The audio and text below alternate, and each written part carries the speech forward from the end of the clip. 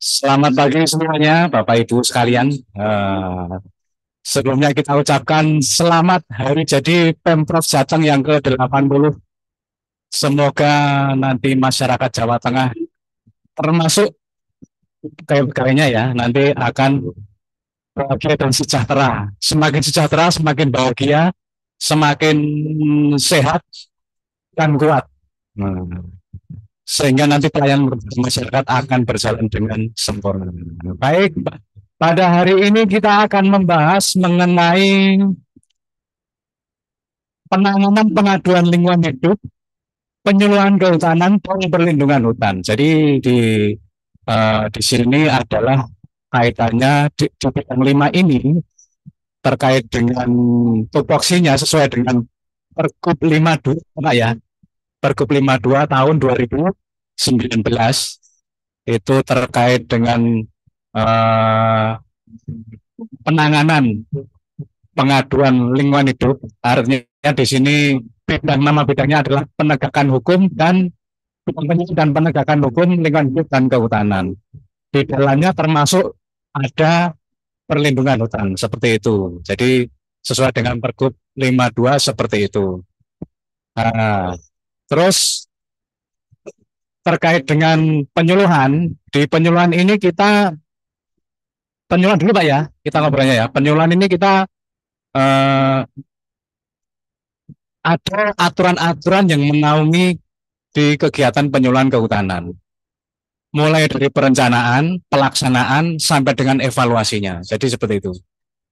Dari perencanaan penyuluhan ada dasar hukumnya. Kita bicara dasar hukum dulu. Dasar hukum dari penyuluhan kehutanan itu, mulai dari perencanaan itu ada yang namanya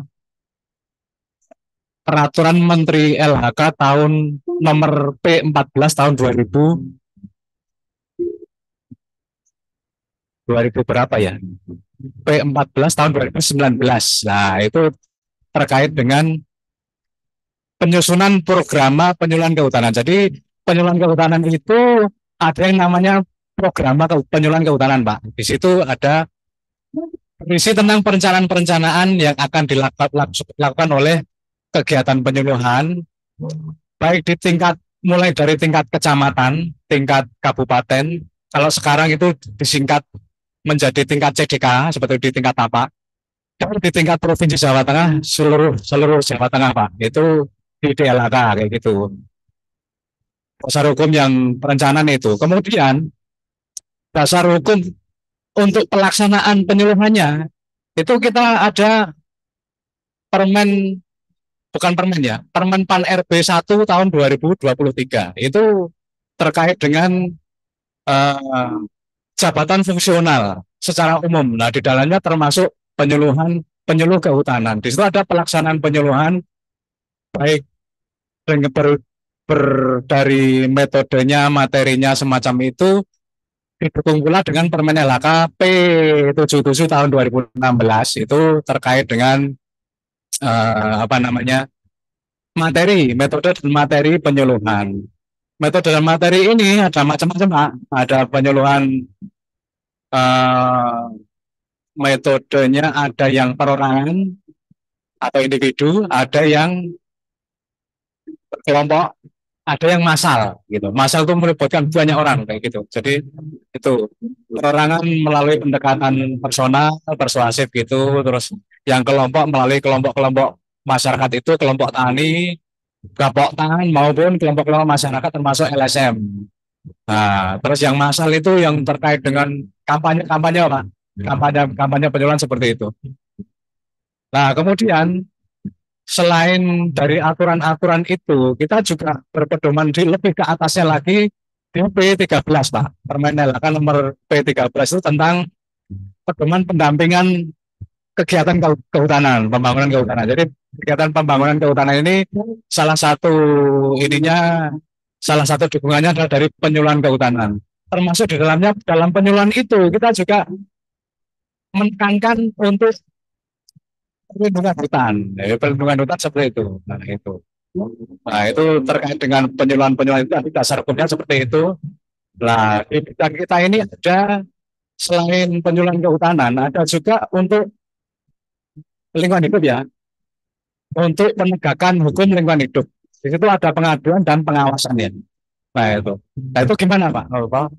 Dasar-dasar hukumnya apa segala macam itu seperti apa? Pak?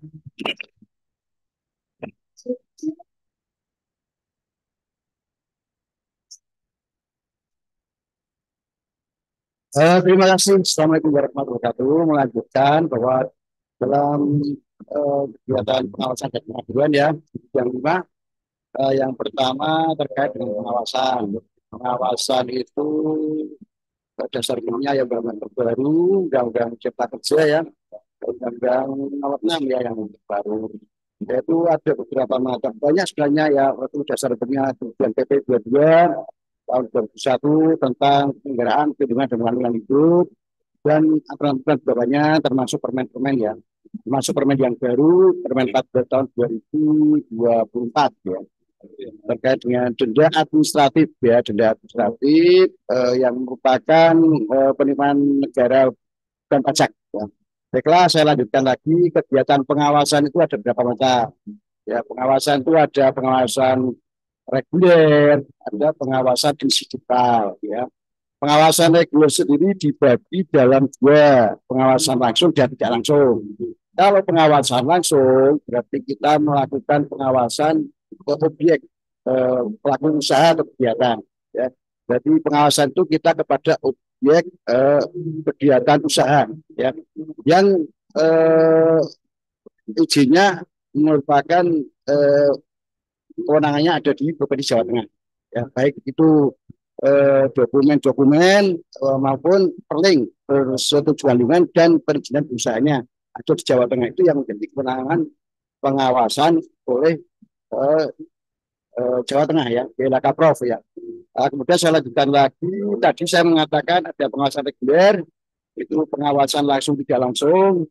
Kemudian kalau pengawasan tidak langsung itu dengan mencermati dokumen-dokumen, laporan-laporan yang masuk ke kami, karena dari pihak pelaku usaha atau kegiatan itu ada kewajiban untuk melaporkan, misalnya laporan bulanan, ya, laporan bulanan pelaksanaan AMDAL, KLPL, RKLPL, ataupun pelaporan dari apa itu hasil-hasil uji kualitas air, kualitas udara, ataupun pelaporan yang lain. Itulah kita melakukan pengawasan tidak langsung.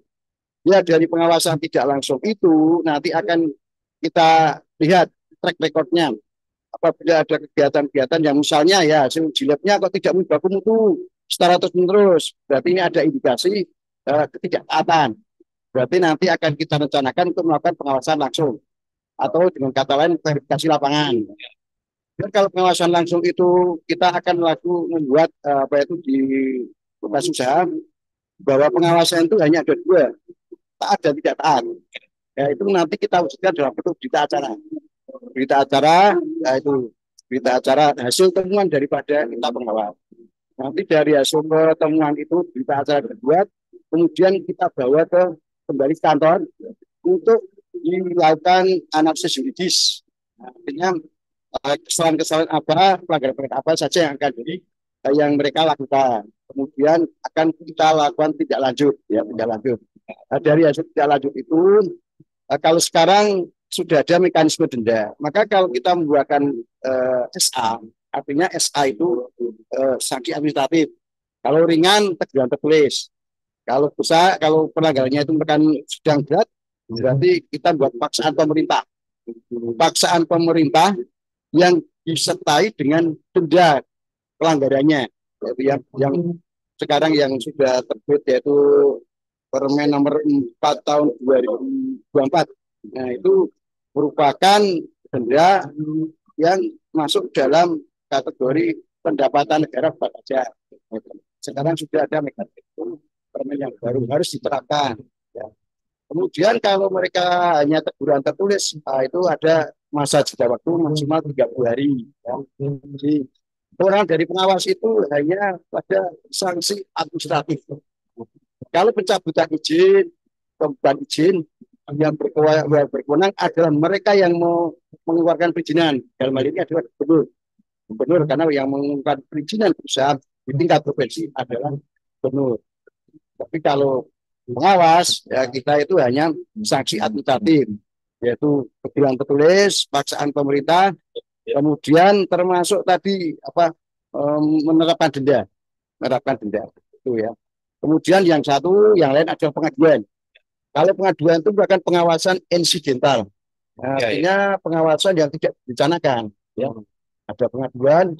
Kalau ada pengaduan sesuai dengan apa itu wadah yang sudah dibuat oleh Provinsi Jawa Tengah, lapor BUP, dimanapun ada pengaduan sesuai SOP harus kita tangani.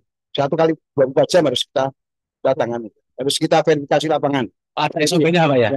Meskipun itu bukan kewenangan provinsi, tetapi kalau laporan pengaduan sudah masuk ke kita, maka kita harus verifikasi. Nah, nanti tindak lanjutnya, kalau itu merupakan kewenangan provinsi, maka kita akan langsung mengenakan sanksi kepada pelaku usaha.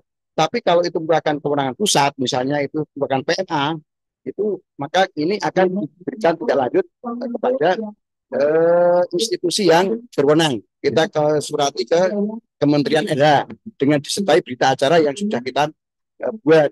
Kalau kewenangan kabupaten kita sampaikan ke Pak Bupati, itu mekanisme seperti itu ya. Jadi kewenangan kita sebenarnya hanya yang ada di provinsi. Saya potong dulu Pak. Ya boleh. Terkait dengan kewenangan tadi Pak ya. Nah itu pembagian kewenangannya itu seperti apa Pak? Soalnya kan kalau untuk urusan lingkungan hidup itu kan di level kabupaten ada, di provinsi ada, di pusat juga ada. Sedangkan di kehutanan, kalau kita kan sudah pasti ya kehutanan urusannya provinsi. Ya semua masalah-masalah yang terkait dengan kehutanan yang menangani provinsi kan gitu. Dan pusat.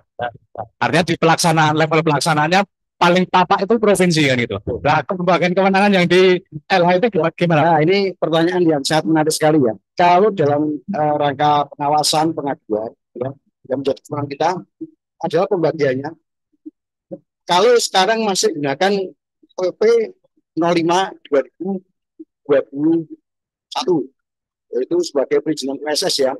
Jadi kewenangan itu dasarnya sudah banyak ya yang mengatur, ada beberapa, ada pengecualian.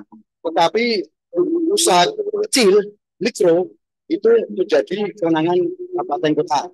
Dasarnya adalah nilai investasi ya. Kalau investasi kurang dari 10 miliar, maka menjadi kewenangan kabupaten.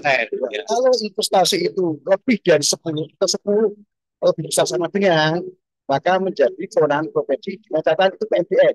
Oh PMDN ya. Oh, seluruhnya PMA itu menjadi kewenangan pusat atau kementerian. Nah, itu.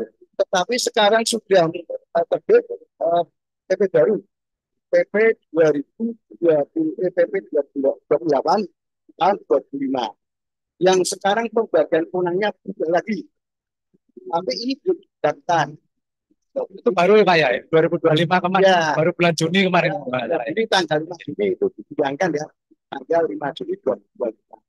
Itu ada surat edaran selama dalam masa 4 bulan, itu kan harus ada permen yang turun. Ya. Permen sebagai juknis daripada PP. Ya. Nah, itu nanti kira-kira bulan Oktober itu baru akan dilakukan PP 28. Berarti sampai dengan saat ini ya, itu perlu berlaku ya. Pakai PP 05. Ya. Tapi nanti kalau itu sudah dilakukan, meskipun PP-nya sudah turun ya. Tapi ada edaran penjelasan pasal bahwa dari kementerian ya bahwa nanti akan dilakukan setelah permen turun. Ya, ada turunannya ya. Harapan kita nanti permen itu turun sebelum Oktober, sehingga Oktober sudah dilakukan oleh seluruh Indonesia. Nah, kewenangan itu bukan dasarnya investasi sekarang, tetapi dasar lokus kegiatan.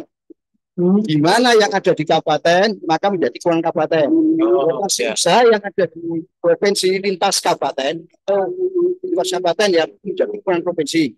Jadi ini bukan berdasar kewenangan tadi ya, bukan nilai investasi ya. Kalau yang menjadi kewenangan pusat itu PMA. Ya. Kemudian ada lagi wacana nanti yang untuk penambahan kan saat ini menjadi kewenangan provinsi ya galian C. Ya, kemudian yang lainnya kalau gue ada galian C ya, sekarang yang galian itu strategis, galian B itu vital, galian C itu ya ini sertu ya, baik galian itu. Sekarang rencana galian C akan ditarik ke pusat. Oh, karena banyak terjadi seperti dan daerah tidak mampu untuk melakukan pengendalian.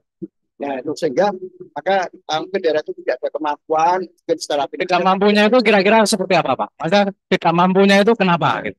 Apa kalah Kemungkinan bisa sama preman-preman setempat atau gimana dia gitu? bisa jadi SDM, bisa jadi finansial, atau bisa jadi yang lain psikologi. Oh ya, Itu banyak kendala. mungkin SDM ya terutama ya. SDM bisa, gitu. Tapi psikologi juga bisa. Bukan karena kalah sama Kalau ya. namanya kegiatan tambang, kegiatan pertambangan itu memang ini bukan rahasia umum ya. Itu backingnya memang orang-orang besar ya. Orang-orang yang ada data itu ke dalam psikologi juga. Nah, sehingga yang menangani harus besar. Pusat ya, ya. Tapi ini masih wacana. Wacana ya. Masalah. Nah, sampai dengan saat ini masih ditangani provinsi yang kalian ya. Dan penanggalan tanpa izin ini sudah ada apa ya? Tim penanganan penambangan tanpa izin. Penambangan tanpa izin ya, peti ya. Koordinasi dari berbagai dinas instansi termasuk SDM, termasuk bagian hukum, LH termasuk ya. Itu yang ada sekarang seperti itu. Namun juga belum dirasakan penanganannya secara maksimal. Ya, sekarang akan ditangani oleh pusat program gajah dengan adanya penanganan pusat, maka komitmen dari Pak Presiden juga semua peti harus diberantas. Wah, itu saya berterima kasih kepada Pak Prabowo sebagai Presiden yang berani menyuarakan peti ditetapkan. Kebetulan juga di SDM juga ada namanya Dirjen Gakum SDM yang khusus menangani peti termasuk salah satunya itu. Kalau ini belum ada. Dulu yang namanya inspektor tambang di SDM itu hanya menangani untuk pertambangan yang berizin. Sedangkan yang tidak berizin mereka tidak menangani. Terus yang menangani siapa, Pak? Yang menangani siapa? Kalau namanya tanpa izin kan itu kan tidak menangani. Itu APH. Oh iya. APH. Tetapi juga kita lihat sendiri bahwa itu ternyata tidak maksimal atau belum dirasakan hasilnya. Ya, meskipun ada APH itu kan sudah jelas ya. Tidak pidana. Pelanggaran. Ya, sama seperti kalau kita punya jalan nggak punya surat-surat punya SIM kan kita bisa hilang. Tambahan nggak punya izin kan bisa ditindak. Pidana harusnya. Tapi kendalanya tadi kendala psikologis, SDM, mungkin juga finansial atau apa dari daerah mungkin yang sekarang faktanya tidak mampu. Itu seperti itu.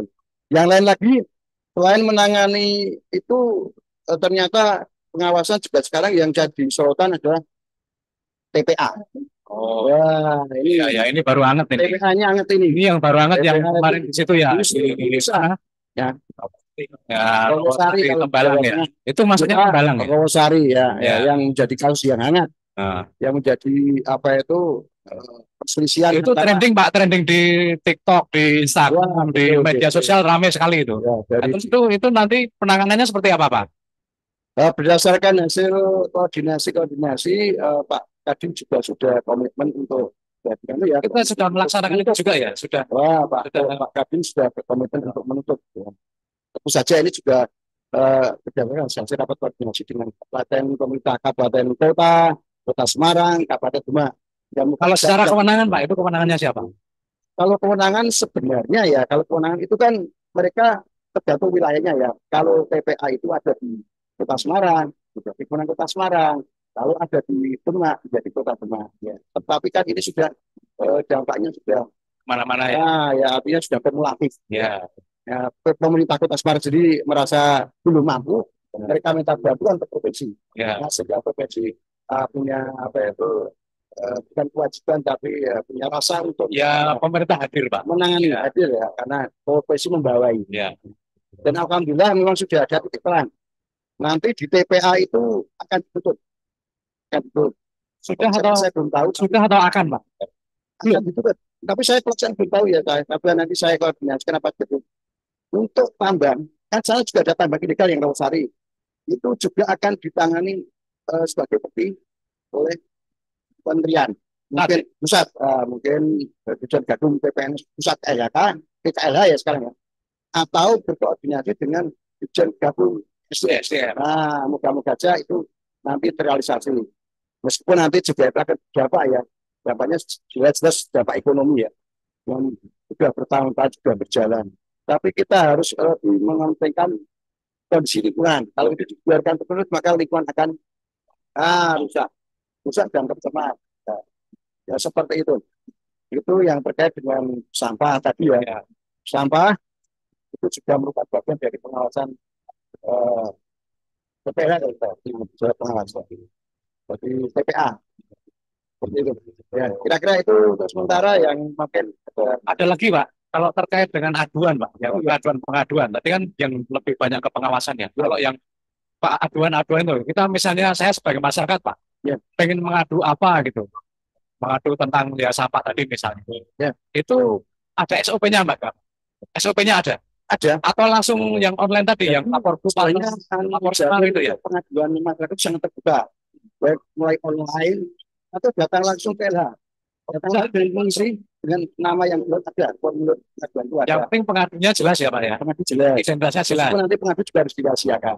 Oh ya. Ya, itu kan Oh. jelas. Oh iya iya. Yang diadukan, peristiwanya apa, yang dibutuhkan apa, kan itu harus ada itu. Dan nanti tentu kita akan melakukan verifikasi lapangan. Tapi kita objektif ya. Kadang banyak sekali pengaduan yang subjektif. Cemburuan sosial itu juga banyak.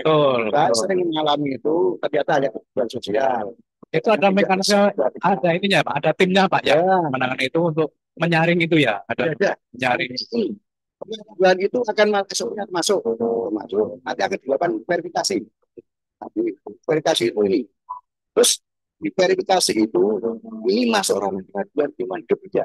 Oh, ya. Kalau masuk ranah lingkungan hidup itu berarti ada potensi mencemari atau rusak. Ya. Tapi kalau tidak ada unsur itu berarti kita masuk ranah lingkungan hidup. Contoh misalnya kerusakan jalan. Soalnya kerusakan jalan itu menjadi tanggung jawab lapan dari kita buat sebelum PUPR. Itu akan diteruskan ke PUPR kalau ada kerusakan jalan yang diakibatkan oleh kata itu kan termasuk kelimpan. Tapi kalau yang diakibatkan karena memang kegiatan usaha yang dilakukan secara sengaja menyebabkan kerusakan atau menyebabkan pencemaran. Nah, ya, kalau itu diberikan itu mencemari, dapat tidak lagi. Ya. Ada penyaring disaring lagi nggak? Apa? Oh ini kewenangan mana? Gitu. Iya, pasti disaring ada ya. Tapi kalau tidak dibiarkan ya, kalau sudah disaring, ini akan kembalikan kepada yang berwenang. Sesuai kewenangan tadi ya. Dan terus kita biarkan ya. Ya. Ini masuknya harusnya ke PUPR, ini harus ke SDM, teruskan. Oh ini masuk ke kota. Oh iya. Kota. Teruskan ke kota. Jadi nggak semuanya kita yang menangani ya. Tidak semua pengaduan harus kita tangani, tapi pengaduan itu harus tetap teruskan dan harus tetap ada penanganan ya. Karena itu sudah menjadi salah satu target indikator ya. Indikatornya semua pengaduan itu tertangani. Gitu. Atau itu belum tentu selesai karena sesuai dengan kewenangan itu ya. Ya. Makanya kalau pengaduan kita bisa sampai 24 jam harapan kita seperti itu. Dan selama ini ya kita menangani pengaduan hampir semuanya tertangani. Dan tidak ada pengaduan yang mantap. Bahkan yang namanya pengawasan itu termasuk produk daripada penegakan hukum. Tidak bisa diubah. Pengawasan, kalau sudah ada sanksi, ada temuan, harus tidak lagi. Tidak bisa diberikan. Karena penegakan hukum sampai selesai. Misalnya gini, pengawasan terus ini dikasih peringatan, tidak mampan, dikasih pasangan jawaban, akan tidak lagi. Ditingkatkan, diperberat sanksinya. Kalau tidak lagi, kemudian ditingkatkan lagi untuk kasihkan kepada penegak hukum, baik itu PPNS, LH kalau di LH atau ke APH, polisi. Nah, itu artinya berjalan terus. Nah, seperti itu. Kalau dalam ranah APH adalah pidana. Di dalam LH itu ada perdata dan pidana. Tapi tidak menghilangkan aspek pidananya. Oh ya. Jadi bisa kena dua-duanya Pak ya? Bisa. Kalau itu memang terbukti mencemari, ya secara perdata dia harus bayar denda dan tetap nanti ada potensi dipidana gitu. Potensi ada. Yang penting gini, yang penting bisa membuktikan terjadinya pencemaran dan kerusakan. Nah, kalau namanya pencemaran itu kan ada seberapa area yang pencemaran. Gitu. Luasnya berapa? Siapa saja yang terdampak? Berapa kerugiannya? Itulah harus buktikan adanya pencemaran. Kalau memenuhi tidak udah tentu pencemaran belum tentu ya. Tapi memenuhi 3 baku mutu itu termasuk pelanggar. Ya. Tapi belum tentu pencemaran. Oh, Ya, iya. kamu pelanggar. Kamu sudah Ada, dapat iya. itu. Jadi tetap ada Ya, kriteria-kriterianya ya. kerusakan juga harus baku kerusakan. Yang kita sudah punya itu baku kerusakan di masa, baku kerusakan mangrove, Ya. baku kerusakan lamun, baku kerusakan terumbu karang. Itu yang kita punya. Dari ke selain itu kita bisa memberikan kerusakan ini. Kalau ada mangrove rusak, kita bisa memberikan kerusakannya sekian, kerusakannya sekian, atau itu. Tapi di permen 24 itu sebenarnya itu yang menggantikan pidana sebenarnya ya. Sebenarnya untuk menggantikan pidana. Tapi kita tidak tahu karena undang-undangnya masih berbunyi seperti itu. Undang-undang kan luas juga tuh. Undang-undang masuk ke dalam pidana ya. Tapi ya tadi fungsi makro yang itu adalah pencemaran dan kerusakan, penggalian dan kerusakan. Kalau kita membuktikan kemarin harus dibuktikan dengan kemarin, harus dibuktikan dengan kemarin. Ya, iya. Seperti itu. Oh, iya, iya. Baik, baik, baik. Wah, ini menarik sekali. Saya jadi tahu saja nih. Ya, Jadi tahu nih, Mas. Ya, sama. Kita juga jadi tahu. Jadi kita diskusi aja. Apa tadi yang peti tadi ya, Peti ya. peti ya. Nah, kemarin itu kan kita di perundingan hutan itu kan kita bagian dari penguat hutan ya. Karena bagi Oh ya, ini terkait perlindungan hutan sekalian ini. Ya, ini perlindungannya. lah ya. Nah di provinsi itu kan kita terkait perlindungan hutan kita berkoordinasi ya dengan mau kawasan. Kalau di Jawa Tengah sendiri kalau untuk hutan negara itu kan ada sekitar 7.000 hektar ya, di mana ada hutan produksi, ada hutan konservasi, ada hutan lindung, di mana masing-masing sudah punya pemangkunya lah ya. Tadi terkait itu Pak, terkait peti tadi gitu. Peti tadi 2 minggu yang lalu kita dapat surat lah dari teman kita di Gunung Merapi, tahu ya. Itu kan pemangku kawasan ya, kawasan Gunung Merapi di mana ketika hujan itu kan pasti ada berkah pasir yang turun itu Pak.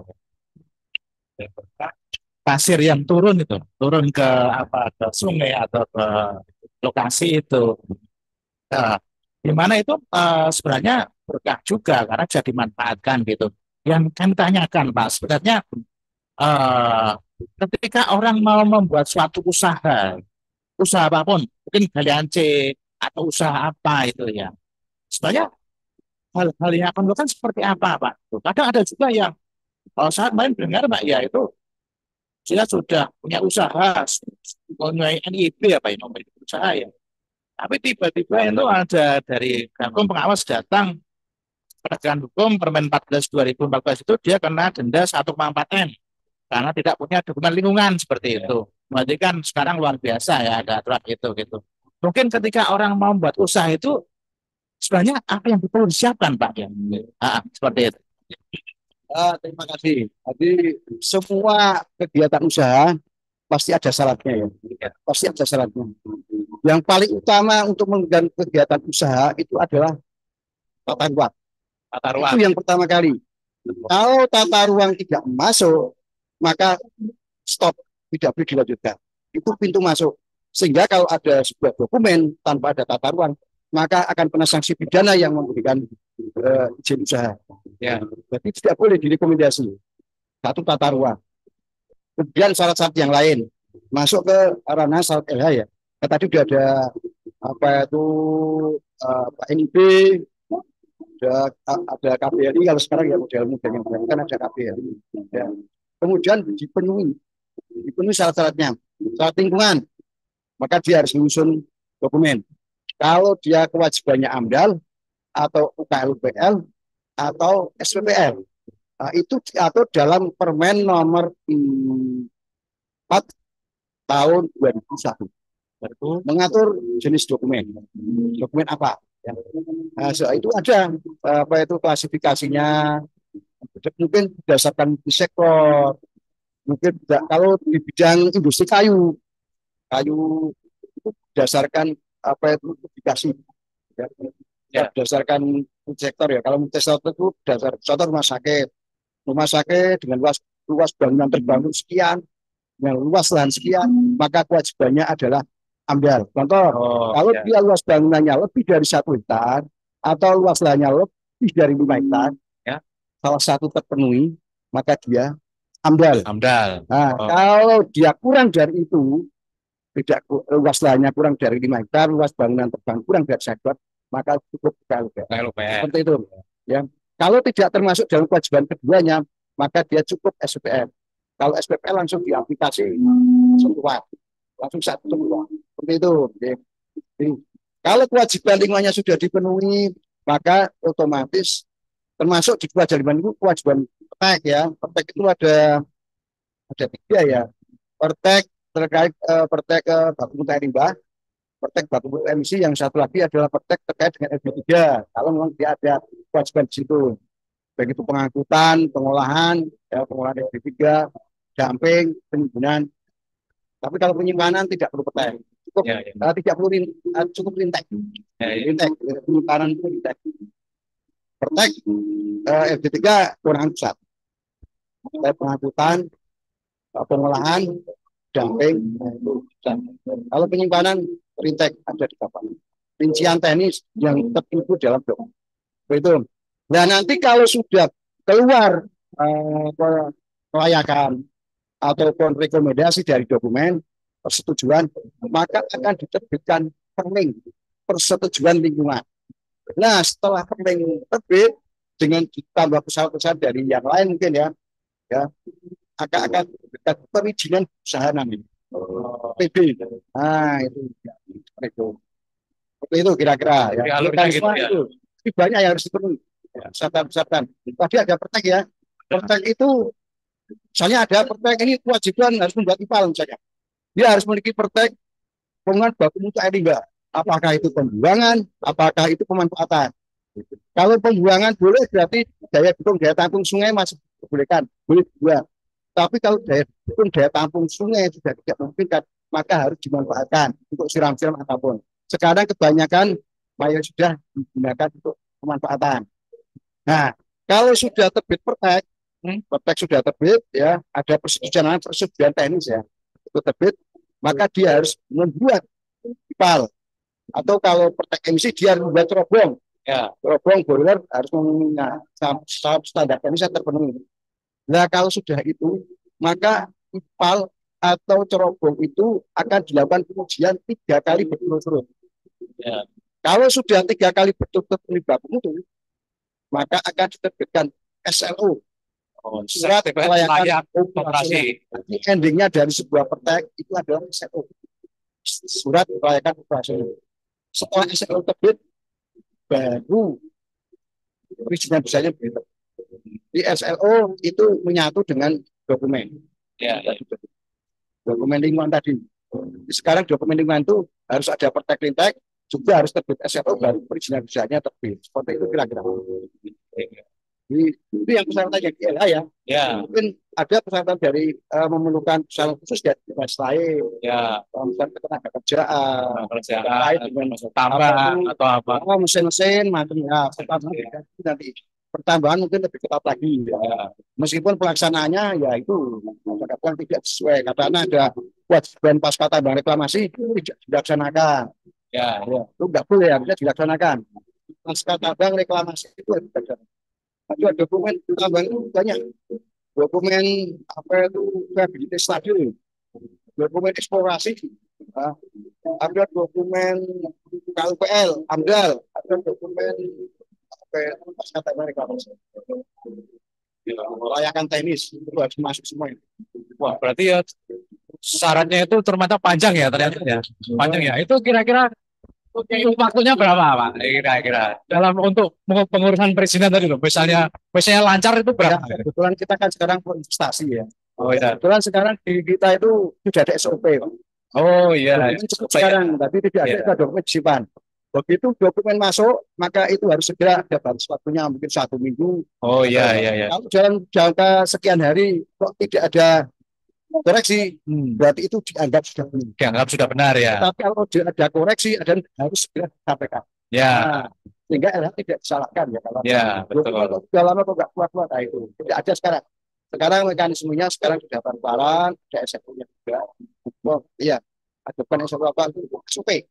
SFO penang dokumen ada. Seperti itu. Jadi ada orang protes ini dokumen saya kok jangan. Biasanya kalau dokumen lama itu dari pihak konsultan biasanya sudah diminta diperbaiki. Nah, saya sebelum kembali Iya, iya. seperti itu. Kalau sekarang kalau dulu mungkin masih terjadi seperti itu Iya. mungkin kalau sekarang ada SOP. Alhamdulillah di Wilayah Jateng ada SOP-nya. Oh iya, iya. Yang satu mungkin itu ada. Ada ya. Ya ada yang satu. Terus untuk yang pengawasan apa segala macam itu kita kewenangannya yang tadi yang sebatas yang Ya kewenangan sudah sudah ini kedua ya. yang diterbitkan oleh ya. gubernur ya gitu kan. Ya. Ya. PP28 sekarang yang baru nanti kalau sudah ada PP28 kemungkinan kerjaan provinsi ringan ini Sudah berkurang ya. ya sangat berkurang. Oh Atau bahkan iya. mungkin gimana ya mungkin. Nah, beralih ke kabupaten kota semua sama pusat. Adakah perusahaan yang lintas provinsi? Sebuah perusahaan lintas ada memang. Contohnya itu PT Pacitek. Itu sebagian di Kabupaten Pekalongan sebagian besar, sebagian kecil di Kota Pekalongan. Iya, berarti nggak banyak ya, tapi jarang. Perusahaan ada database-nya Pak kayak gitu Pak. Tapi perusahaan pemerintah banyak perusahaan pemerintah. Database-nya ada kayak gitu. Database-nya ada. Ya. Yang ini lintas ini enggak. Ke tempat kita ya. Kalau pencemaran ya Pak ya. Kalau pencemaran udah pasti bisa lintas. Ya. Misalnya Pekalongan Solo itu kan bahkan malah sampai lintas provinsi ya. Masuk ke data semua. Nah, itu ada ya kita ya. Datanya cek semua ya. Karena itu kita harus ada tindak lanjut sampai sana. Dan pengawasan itu adalah sebuah kewajiban yang harus dilaksanakan secara terus-menerus. Ya, ya. Sebenarnya kewajiban kita itu seluruh biaya usaha harus diawasi. Ya. Harus. Ya.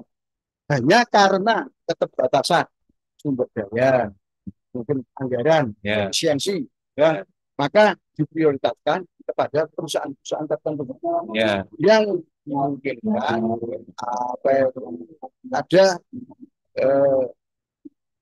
yang katakan tidak tahu. Oh iya. Prioritas. Wah ini potensi mencemari. Itu mungkin tidak punya. Jadi skala prioritas itu. Harus pakai keterbatasan. Iya. SDM, finansial, efisiensi dan mekanikal. Saya anggaran kan juga. Maunya ya seperti diawasi dan sebagainya.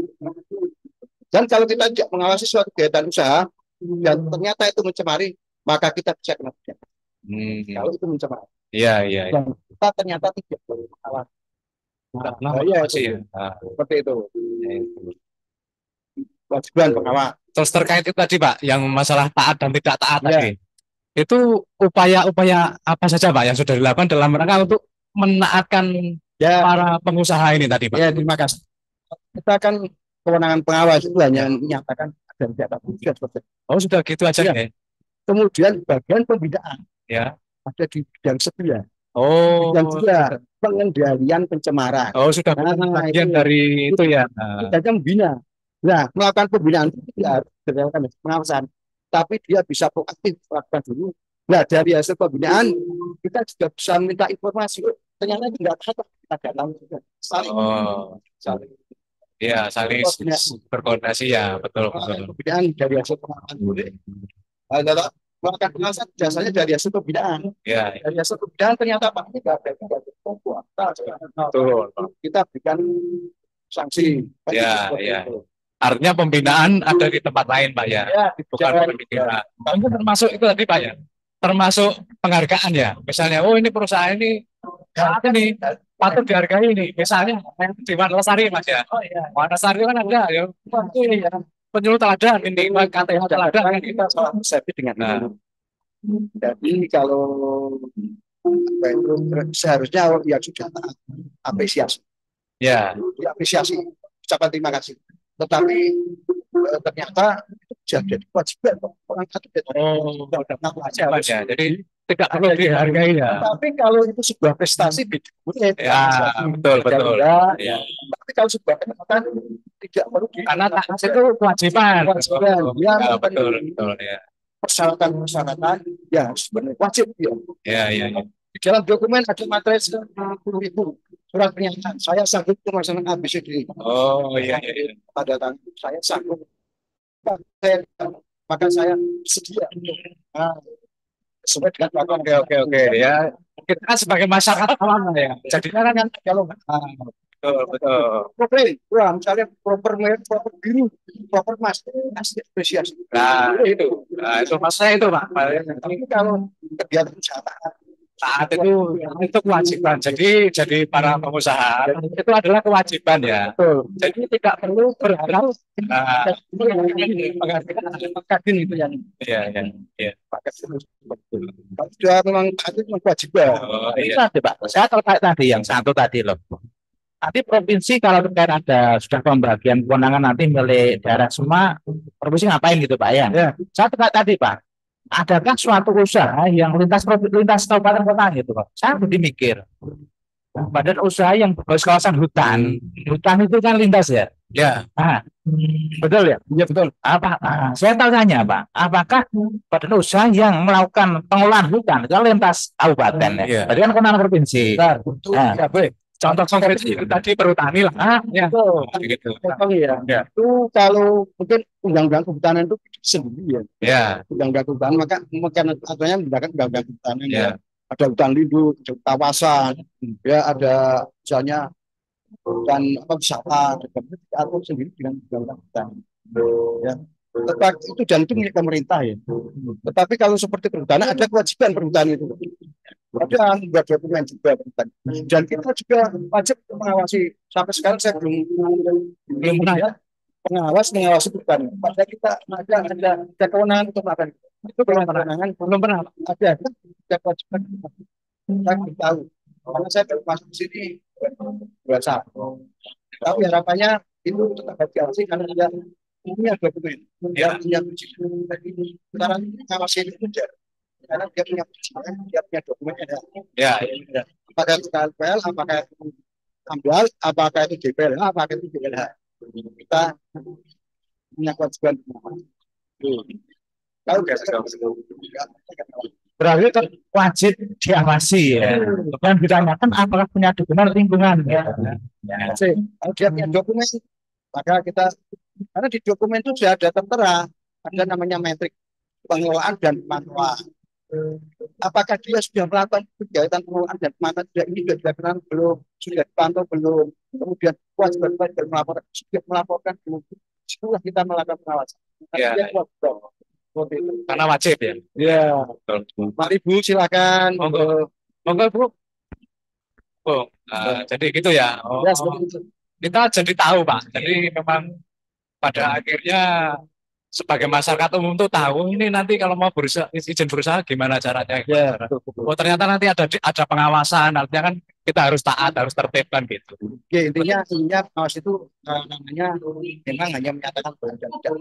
Ya. Tidak boleh pengawas melakukan menangkap sebagai pembina, tidak boleh. Oh, Tidak boleh. Secara kode etis itu tidak boleh. Karena ada apa ya? Ada kode etiknya itu. ada. Ya, yang PPLH itu ya. Yang untuk PPLH untuk apa? Ada kode Apa etik. itu ya? Dan saya juga sudah mengajar di Nah, itu melalui apa Pak? Organisasi profesi apakah ada? ada. Ada ya? Ya, dari profesi ada. Jadi nanti yang menetapkan kode etik itu dari organisasi profesi tadi. Harusnya sebenarnya di profesi itu harus dibentuk kode etik pengawas harus ada. Ya, artinya itu. Ini kode etik pengawas, dia mengadili pengawas. Sehingga pengawas itu tidak bekerja liar. Ya, ya, ya. Ada yang mengawasi. Ya. Kalau pengawas tidak ada yang mengawasi, kita juga nanti menghindari hal yang tidak diinginkan. Ya, soalnya kayak yang ID itu kan ada Pak. Yang kita Contoh Ya, ya, kita sudah ada mekanisme denda. Jangan sampai kita menegosiasi dengan denda. Nah, itu loh Pak. Kan itu itu kan potensial Pak itu Pak. Ada temuan 10 diberikan 5 derajat semuanya. Ya. Itu tidak boleh. Itu kode etik. Pengawas tidak boleh menyembunyikan temuan. Ya. Tidak boleh menyembunyikan temuan. Menyembunyikan barang bukti termasuk pelanggaran pidana. Ya toh? Ya, ya, ya. Tidak disembunyikan. Harus disampaikan. Ya, ya, ya. Itu termasuk ranah yang bisa apa itu Potensial itu Pak. Potensial ini Pak. dilanggar saya potensi untuk dilanggar. Iya.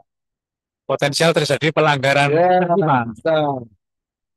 contoh-contoh itu seperti apa? Ada keinginan dari orang ini. Ya, betul. Saya berharap ada kode etik. Apa itu tim kayak polisi ada atau tim pengawas. Ya. Nggak usah jauh-jauh Pak. Di kita ada pengawasnya. di penyuluh itu ada Pak. Ada IPINDO, Pak. Ikatan Penyuluh Kehutanan Indonesia itu juga ada. Kita juga punya kode etik. Jadi organisasi kan namanya IWASI, Ikatan Pengawas Indonesia. Oh iya iya iya. IWASI. Meskipun itu baru saja dibentuk masih embrionya ya, tapi sudah terbentuk. Tinggal action-actionnya saja, program-programnya yang perlu ditajam. Ya. Sudah terbentuk tatanan profesi. Kalau itu, Pak, sekarang kan penetapan peraturan itu ya, pelaksanaan Jawa Tengah itu itu kan sebenarnya sudah mulai berlaku belum, Pak ya? Denda sekarang sudah berlaku dan kebetulan provinsi Dela Kika sudah menerapkan. Sudah ada satu yang kena, yang didenda oleh Delaka dengan nilai kalau nggak salah 800 lebih. 800 juta, Pak. Iya, satu perusahaan itu. Luar biasa. Nanti potensinya banyak. Nah, ini ada lagi perusahaan tambang kalau nggak salah. Jadi dia industri yang terkait dengan tambang kampung. Bukan nambang ya, tapi industri yang memanfaatkan itu tambang. Itu denda maksimal kena 3 miliar. Tapi saat ini belum deal karena dia akan menggunakan nilai investasinya yang belum clear. Nilai investasinya yang belum. Yang sudah diterapkan tadi ya, yang sudah diterapkan dendanya baru satu tadi ya. Ya satu. Selama ini ya, selama peraturan denda itu berlaku. Ya, karena memperberatkan. Dan kita kebetulan SK-nya itu baru saja terbit belum lama. Oh SK iya. untuk menarik denda itu ada penagih dan operator dan ada billing itu untuk ke banknya. Ya. Itu nanti masuknya kemana, Pak? Ke rekening Itu masuk ke rekening negara, bukan pajak, ke kementerian. oh, kementerian, Ya. bukan di provinsi, Pak. Ya, Oh, masuk itu apa? Dari PNBP lingkungan hidup. ya, Lingkungan hidup. ya, betul. Tapi di kementerian ya, bukan Kementerian. di daerah. Dan kita berharap karena ini aspirasi dari kabupaten kota, setidaknya ada dana yang kembali ke Ya, artinya ada sharing, Pak ya. sharing, Sharing. Ya. Kayak DPHCT itu lah ya. kebudayaan. Oh, PSB kurang. persen ya. Ada DPHCT itu dana reboisasi. Ada. Kebetulan Bu Menteri sudah di lobi-lobi, Bu Menteri Mas Sri Mulyani itu belum respon. Mudah-mudahan nanti Mungkin perlu Pak itu diusulkan untuk tadi, Pak. untuk menyemangati kita untuk menarik denda. Kalau denda itu kita nggak tahu judulnya kemana, untuk apa. Betul. Jadi PNBP yang dihasilkan oleh LH ini dikemanakan, Betul. untuk apa? Untuk apa? Nah itu yang kita nggak tahu. Ya. Kalau bukan dengan itu sudah jelas, nanti barangkali kabupaten kita akan semangat. Ini seluruh desa banyak yang belum semangat. Ya, Karena itu mungkin salah satunya karena itu. yang kita nggak tahu. Aku Ya. cuma masa aku narik-narik, tapi aku Ya, bacanya gitu, kabupaten kota. Yuk, kita sharing ya. kita narik-narik uangnya masuknya ke pusat kan gitu. Yang menghasilkan kabupaten kota yang menghasilkan katakanlah 70%. Pusat 10, provinsi 20. Masuk. 10% tapi kan seluruh Indonesia. Iya, betul. Pengalinya Pak. 100% pusat semua. Iya. Kita nggak tahu penggunaannya. Itu lucu kan? Iya. Masuk target PNBP karena itu kan luar biasa ya. Kita itu sudah efisiensi, masih disuruh nyari uang. Ya, dengan mekanisme denda itu kan kita saat ini belum menikmati, moga-moga nanti menikmati. Ya. Budaya tadi bukan berarti harus menikmati enggak, tapi sudah punya budaya. Kita menjadi semangat.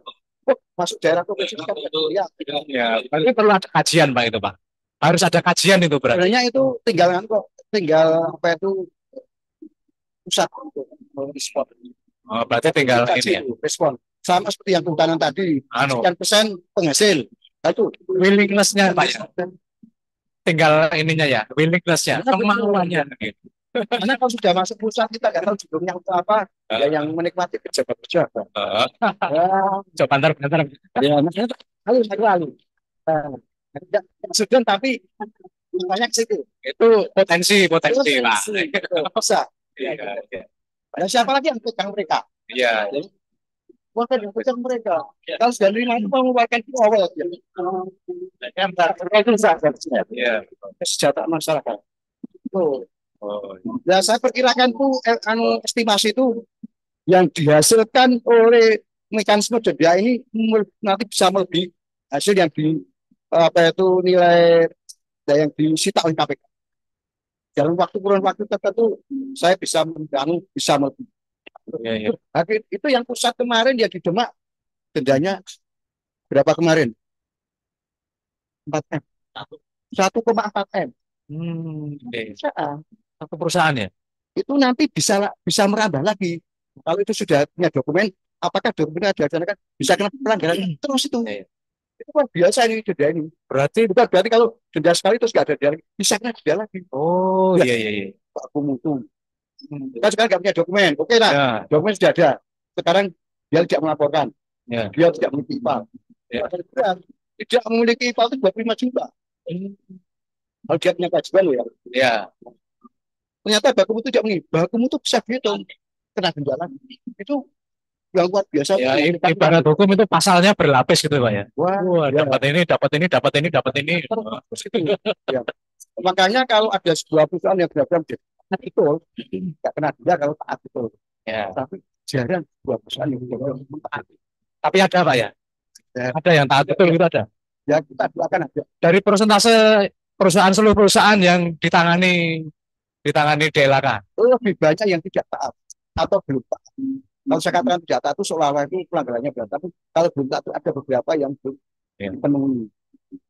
Persentasenya Pak, persentasenya. Persentasenya yang tertib taat banget itu. Ya kalau di Ada 20%. Sudah lumayan sih. Sudah lumayan. Tapi dengan kata lain pengertian taat itu sendiri kalau tidak jam segi denda nanti karena gini istilah taat itu kan tidak permanen. Oh iya. Iyalah, betul. Dinamika. Ya, ibarat kita sholat Pak ya, kan kadang taat. Ya, tapi gini, Tepat waktu kadang enggak kan gitu. karena dia taat pada saat pengawasan. Ya. Saya kembali beberapa bulan, saya balik lagi loh. Ini gini. Iya, iya. Ya lalai. Ya. Bisa jadi tidak taat. Ya. Karena itu proses dinamik. Bisa. Taat itu adalah temporary. Temporer. Ya, tapi berharap tidak taat terus. Mempertahankan. Ya. Terus. Ya. Ya kita itu harus konsisten loh, taat terus. Kalau kita sholat kan kadang ya nggak konsisten loh. Ya. Ya ke masjid terus. Ya. Tapi 5 waktu kadang-kadang waduh. Ya, godaannya banyak. Ya. Ya, seperti itulah sama aja sama. Oke. Ternyata membahas lingkungan itu sangat menarik. Ya, betul. Betul banget. Betul banget. Ya. Kira-kira itu ya yang bisa saya sampaikan. Tapi kalau masih mungkin ada yang lain yang bisa ditanyakan, bisa ngobrol di kantor. Oh, siap. Ya, sharing kita sharing. Berbagi. Dari Rimut mau ada yang disampaikan? Kalau pelanggaran-pelanggaran dari penertiban ya, itu kan berhubungan dengan penertiban juga ini, penertiban masyarakat yang tidak taat juga. Sebenarnya itu kalau terkait Linhut ini ya agak berat gimana gitu mungkin. Kan kita ketahui sekarang ibaratnya kehutanan itu kan ya punya 2 kaki ya. Ada hutan negara yang menjadi kewenangan A, kewenangan B gitu, seperti itu. Terus ada OJK di mana masyarakat sekitar hutan itu tidak bisa dipidana ya. Itu yang betul. yang kadang kita membuat oh itu di hutan itu ya sedangkan masuk aja lihat Pak Pokok gitu aja sudah Takut. ya. Sekarang itu ya apa Pak kayak gitu ya. Gitu, sebetulnya. Malah gue sing bayar aku Pak. Gitu. Nah itu Pak, sekarang itu. Tadi kita mendengar dari teman-teman dari LH tadi sudah dulu itu paling cuma surat teguran apa. Sekarang kan sudah dalam bentuk denda yang ada nilainya enggak? Ya, Saya kira itu juga akan berdampak positif bagi lingkungan gitu ya. Di hutan sendiri, saya kira ke depan tidak akan jauh dengan LH juga ya. Ada denda administrasi kalau nggak salah ya seperti itu. Tapi mungkin mekanismenya belum ada gitu. Kita ketahui di Jawa Tengah itu kan ada hampir berapa ya 600.000 sekian hektar ya. Kita lihat Pak, kita untuk kantor perhutani dengan kantor Pak Gubernur itu kan 11-12 ya. Artinya hutan di Jawa Tengah itu secara ekonomi maunya nilai plus gitu ya. Plus. Nah, sebenarnya di kita di Dinas LHK itu kita punya beban yang cukup berat ya terkait perlindungan hutan. Karena perlindungan hutan adalah bagian dari pengelolaan hutan.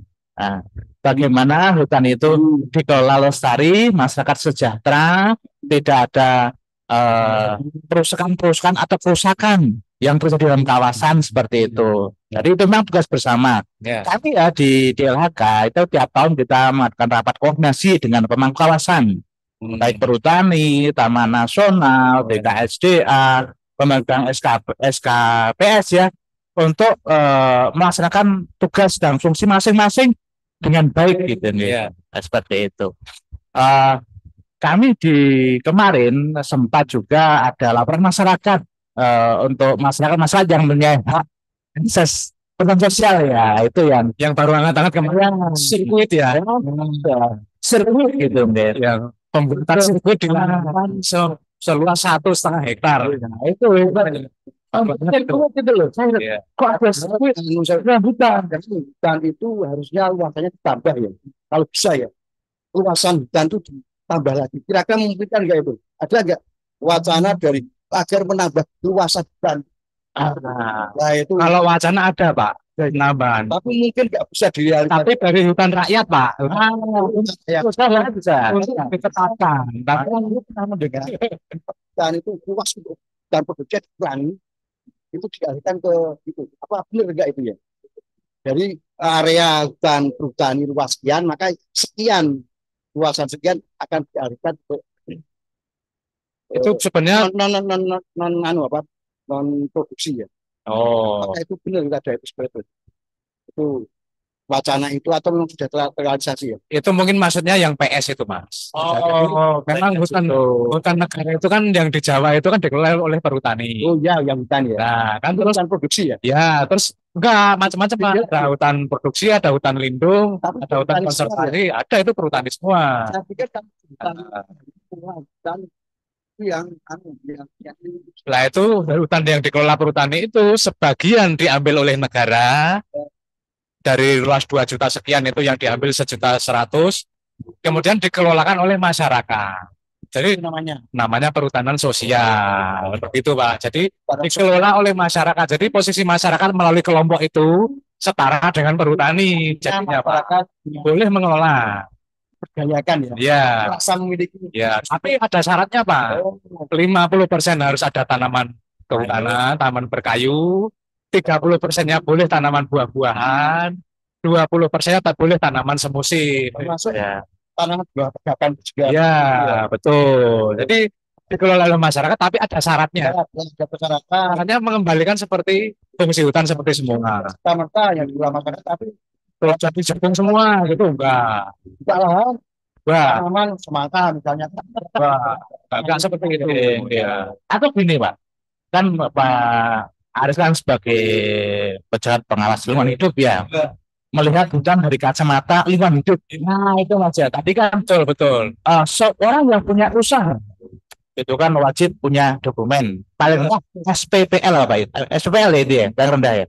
SPPL. SPPL apa? Apa itu panjangannya? Surat pernyataan pengelolaan lingkungan. Surat pernyataan pengelolaan lingkungan. Jadi dia menyatakan saya akan mengelola lingkungan berarti ya. Paling rendah ya. Kalau gini Pak, kalau misalkan usaha kecil mikro berapa? Yang perputaran itu berapa ya? 500 juta. 500 juta. Oke. Nah, tapi itu SPPL per orang atau sih kelompok? Biasanya Per orang.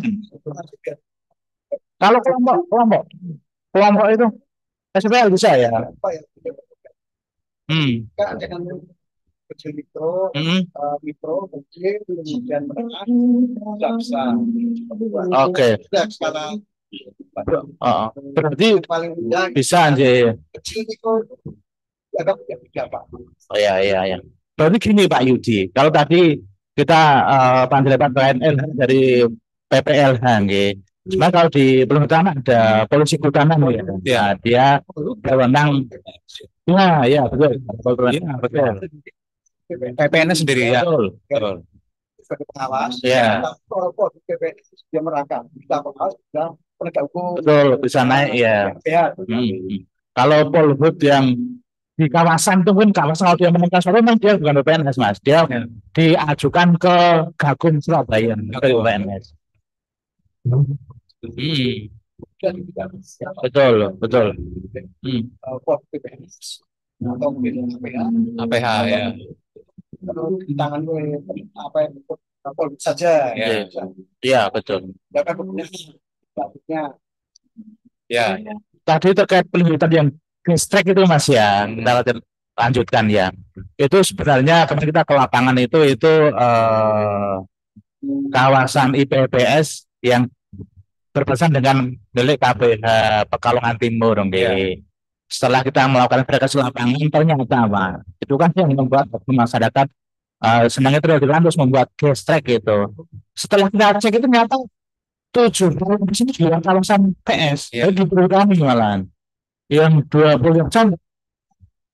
Iya, iya, Iya. iya.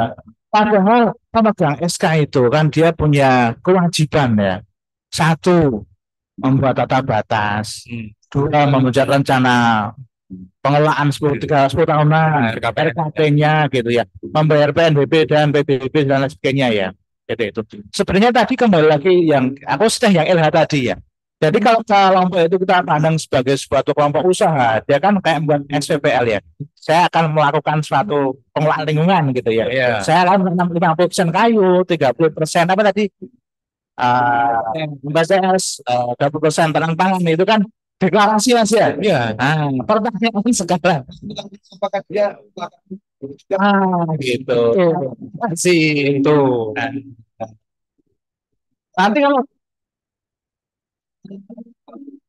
Nanti kalau kita pakai yang itu ya, jangan-jangan yang Permen 14 yang 2015 terkait ada sanksi denda itu, kalau kemudian kemudian tidak muncul itu, nanti ada angkanya sudah jelas. Iya, lumayan. Ya. Gitu. Ya. Jadi naik. dapat skala ya. Oh, berarti sekarang enggak Pak ya? Berarti dong ya. Mikro enggak ya? Skalanya itu. Ya. Oh, berarti itu anu ya. Untuk skala UGL UPL atau AMDAL tadi. SPPL itu tidak kena denda ya? Wah. Oh. Ini Mas. SPPL itu juga siapa Mas? Nah, itu. Dan dia kan sudah menyatakan kuat sebagai Oh ya, sebagai syaratnya. Dibina tok ya berarti ya. dia berkali juga cair. Dia tidak punya kewajiban usul pertama. Tapi dia harus pulang juga. Dia tidak punya kewajiban laporan. Tapi harus pulang juga. Karena setiap orang yang menghasilkan juga dia wajib melakukan. Contohnya usaha apa ya kecil ya? Apa ya? Kasih. Oh, kan bisa kecil dia. Oh, Mama Pizza itu mungkin. Mama Pizza itu. Ya. Makanan ringan. Nah. Oh ya.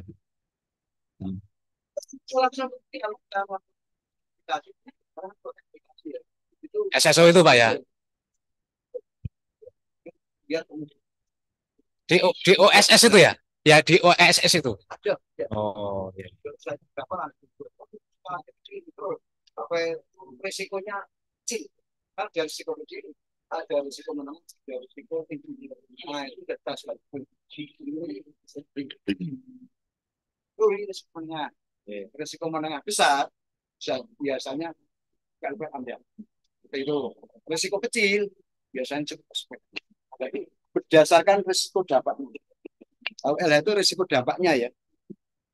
Oh iya iya, ini menarik sekali. Ini kemarin itu dari Kementerian Lingkungan Hidup ya, kita kan pencegahan hutan dan lahan. Okay. Kemarin dari Kementerian Lingkungan itu melakukan inventarisasi usaha-usaha yang berbasis lahan atau kawasan. Artinya kan itu pertanyaannya ya. Ini kan ini Pak, misalkan ini Pak, perusahaan sawit, apa ya, atau apa itu kan dia mesti punya dokumen lingkungan ya. Salah satunya adalah menyiapkan SDM dan Swanmas untuk mencegah kebakaran lahan. Ya, begitu ya. Ya, itu semua ada ya. Nah, kita Pak, setiap tahun itu di KLHK Pak Yudi, itu ada aplikasi Sipongi. Nah, itu mengintip titik hotspot gitu ya. Itu berbasis real time, berarti titik berapa, di mana, kapan, jam berapa tahu. Itu. Oke, berarti kalau misalkan ada api, ada kebakaran itu ketahuan dari PT apa gitu Pak? Benar Pak ya? Berarti PT-nya saya kena itu ya? Nah, karena itu terbukti Oh, kalau terbukti itu bisa ya. dan terbukti ada yang membakar, terbukti ada kerusakan. Kalau definisi kerusakan itu kan ada. Pasti nanti yang melakukan pidana itu pasti. Oh, oke, baik. Wah, ternyata menarik sekali ya. Ternyata saya tidak terasa sudah 1 jam kita. Jadi itu cukup cukup sampai di sini dulu sementara. Jadi ini bisa menjadi tambahan ilmu bagi kita maupun bagi masyarakat nanti untuk bisa ditindaklanjuti. Jadi cukup sekian, kami tutup. Assalamualaikum warahmatullahi wabarakatuh.